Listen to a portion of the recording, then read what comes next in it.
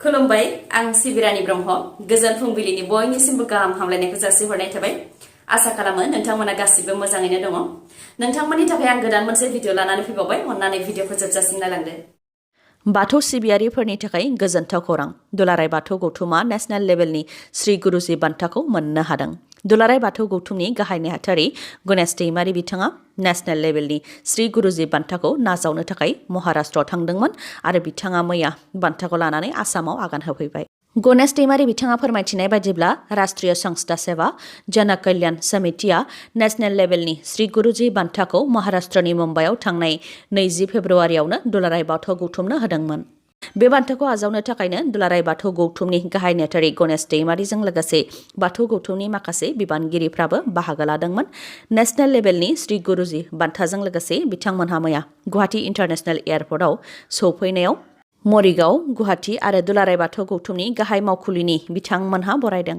बर' हारिनि खाम जथा सिफुं आरो सेरजा दामनानै गाजा गोमजायै बिथांमोनखौ बरायदों दुलाराय बाथौ गौथुमनो नेशनेल लेभेलनि श्री गुरुजी बान्था होनायनि सायाव बिथां गणेश दैमारिया बुंथिदों दि धोरोमारि आफाद हिसाबै दुलाराय बाथौ गौथुमखौ सा सानजा भारतनि गागि सिबियारिफोरनि गेजेराव साबसिन खामानि मावनो हानायनि थाखायनो बे बान्थाखौ होनाय जादों लोगोसे बिथाङा फोरमायथिबावदों दि गोबां बिथिङाव नायबिजिरनायनि उनावसो बे श्री गुरुजी बान्थाखौ बाथौ गौथुमनो होनाय जादों जायनाखि बे बान्थाखौ नेशनेल लेभेलाव होनाय जादों बेजों बाथौ धोरोमखौ नेशनेल आरो इन्टारनेशनेल लेभेलसिम लांनो थाखाय बेयो मोनसे मोजां लामा होननानैबो फोरमायथियो बिथां गणेश दैमारिया गोजोननि नोगोर क'क्राझाराव खौरांगिरिखौ बुथारनो हुमखि फन कलनि गेजेरजों खौरांगिरिखौ बुथारनायनि हुमखि हरदों माखासे सिनाय मोनै दुथांफोरा क'क्राझार जिल्लायाव आसाम टक्सनि खौरांगिरि सन्जय राय बिथाङा रायजो राजाफोरनि जेंनाखौ खौराङाव फोसावनायनि थाखायनो बुथारनो हुमखि हरदों दुथांफोरा बे जाथायखौ लानानै क'क्राझार पुलिस थानायाव एफआइआर होनाय जाबाय होननानैबो फोरमायथिदों सन्जय राय बिथाङा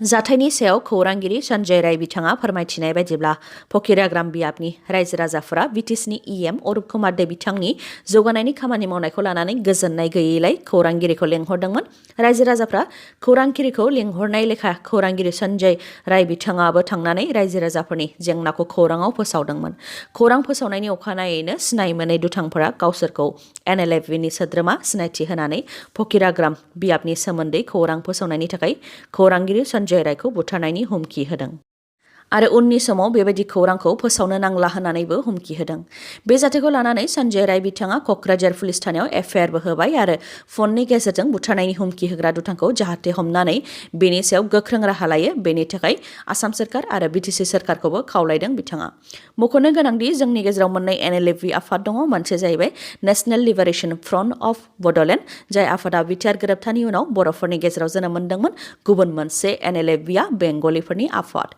आरो फन हरनानै बुथारनायनि हुमखि हरग्राया गुबुन हारिनि सुबुं मख'नो गोनांदि हुमखि होग्राफोरा खौरांगिरिखौ फकिराग्राम बियाबाव फैनानै बेबायदि खौरां फोसावबावोब्ला बुथारनानै दैयाव गारहरनायनि हुमखि होदों लोगोसे दुथांफोरा फोरमायथिदों दि फकिराग्राम बियाबाव बिथांमोनहा अरुप कुमार देखौ भट होनानै देरहासार होदों बेनिखायनो अरुप कुमार देनि हेंथा मानो बेबायदि खौरां फोसावनो मोननांगौ होननानै सोंथि खालामदों खौरांगिरिखौ खामानि होनायनि मुङाव आसामनिफ्राय गुबुन रायजोआव लांखारजानाया गोदान खोथा नङा फिन आसामनिफ्राय लांखारजानाय सादाइनखौ रैखा खालामनो हादों SSBआ 24 बेटेलियन SSBनि आलोक शर्माया फोरमायथिनाय बायदिब्ला लांखारजानाय सादाइना तामुलपुर आरो बाक्सानि गुबुन गुबुन ओनसोलनि थागिबिफोरमोन रांखान्थि आंखालाव गोग्लैनाय सुबुंफोरखौ मोनसे गेंआ खामानि होनायनि लब दिन्थिनानै गुजरात फारसे लानानै थांदोंमोन लांखारजानाय सादाइननि मादाव माखासे उन्दै हिन्जावसा आरो हौवासाफोरबो दङ फोरमायथिबावनाय बायदिब्ला मानसि लांखारग्रा बे गेंखौ मानजाना मुंनि सासे सुबुङा सालायोमोन आरो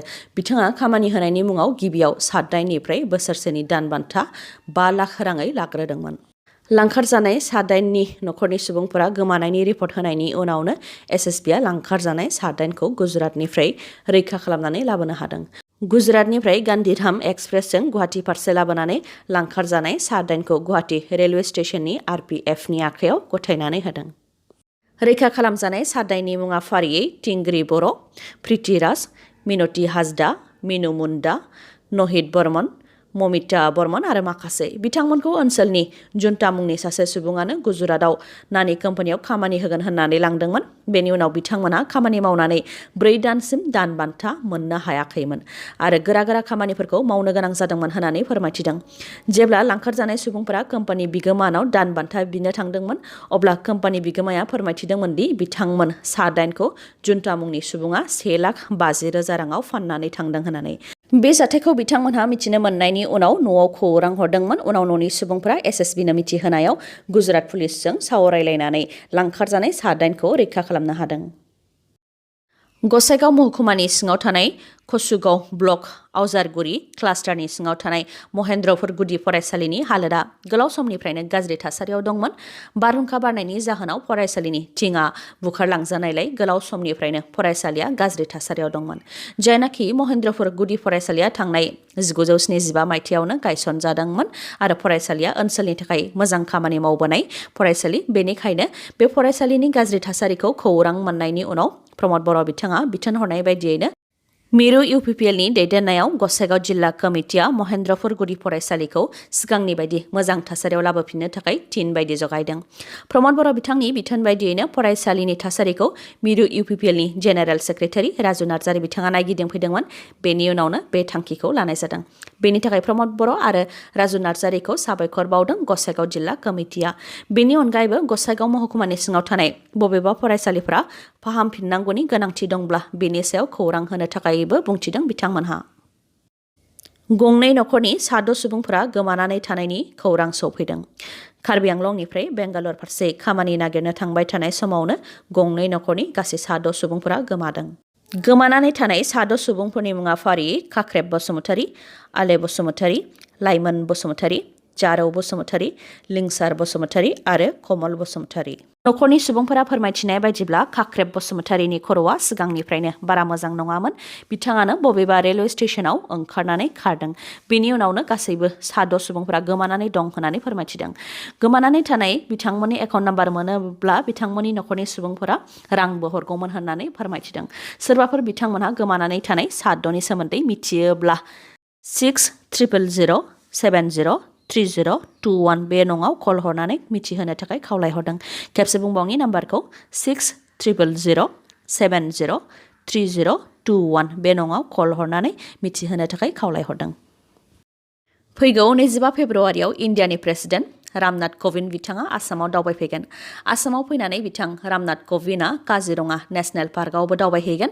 बेनिखायनो काजिरङा नेशनेल पार्कनि वेस्टार्न रेन्ज बागरि आरो काजिरङा रेन्ज कहरा ओनसोलाव थानाय मैदेर साफारि आरो जिप साफारिजों लोगोसे गासैबो टुरिस्ट एक्टिभिटिसफोरा फैगौ 26 फेब्रुआरि फुंनिफ्राय 27 फेब्रुआरिनि सानजौफुसिम बन्द थागोन।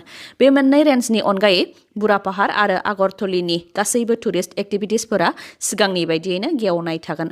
बे खौरांखौ फोसावदों divisional forest officer DFO eastern Assam wild life डिभिजनआ। मख'नो गोनांदि आसामनि गिबि मन्थ्रि डक्टर हेमन्त बिश्व शर्मा बिथाङा फोरमायथिनाय बायदिब्ला रामनाथ कविन्द बिथाङा सानथामनि हाबाफारिजों आसामाव दावबायफैगोन। 25 फेब्रुआरियाव गुवाहाटीयाव फैनानै बिथाङा माखासे अन्थाइ खाम्फा गायसननाय हाबाफारियाव बाहागो लागोन। जेरै आहमनि गाहाय लाचित बरफुकननि मेम'रियेलखौ फिन मोजां खालामफिननो थाखाय अन्थाइ खाम्फा गायसनगोन। आरो बे सानावनो कामरुपनि दादरायाव मुगल आरो आहमफोरनि गेजेराव जानाय दावहा आलबय बेटेलनि वार मेम'रियेलनि अन्थाइ खाम्फा गायसनगोन।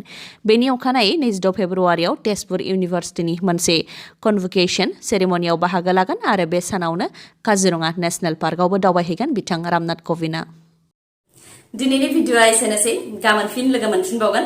नोंथाङा जुदि आंनि भिडिअ'खौ मोजां मोनदोंबा लाइक, कमेन्ट आरो शेयार खालामनो दाबाव। गोजोन्थों।